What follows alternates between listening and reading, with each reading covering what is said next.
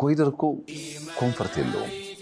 አሁን ለኔ እኮ ኮምፈርት የለውም። ቅድምም እያሉ ነበር። አሁን ኮሪደር ለምሳሌ ማታ እኔ ደክሞኝ መተኛት ሲገባኝ የግድ ዞሬ ማየት ያስገድደኛል። ምንም አይመቸኝም።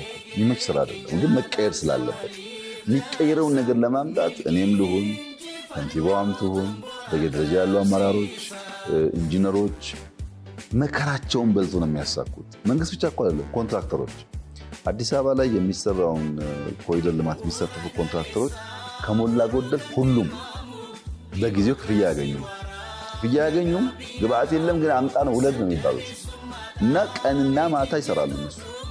ይሄ ሁሉ ድካም ለትውልድ የተመቸ ሀገር ለመስራት ስለሆነ ዋጋ ሳንከፍል እንዲሁ ዝም ብሎ ሁላችን ሳንነካካ የሚያምር ነገር ደግሞ አይታሰብም። በዚህ መሃል የተጎዱ ሰዎች ካሉ እያየን መፍታት ያስፈልጋል። እኔ እስከማውቀው ድረስ ግን ከቦታ ስናነሳ ቤት ህጋዊ ሰው ከሆነ ቤት ያልገነባንለት ሱቅ ያልሰጠ ነው በጣም ለማቅመ ደካሞች ሲሆኑ በጋራ ቅድም እንዳልኩት አዳራሽ ሰርተን እንዲሰሩ ያደረግንበት በጣም ብዙ ምሳሌ ማንሳት ይችላል።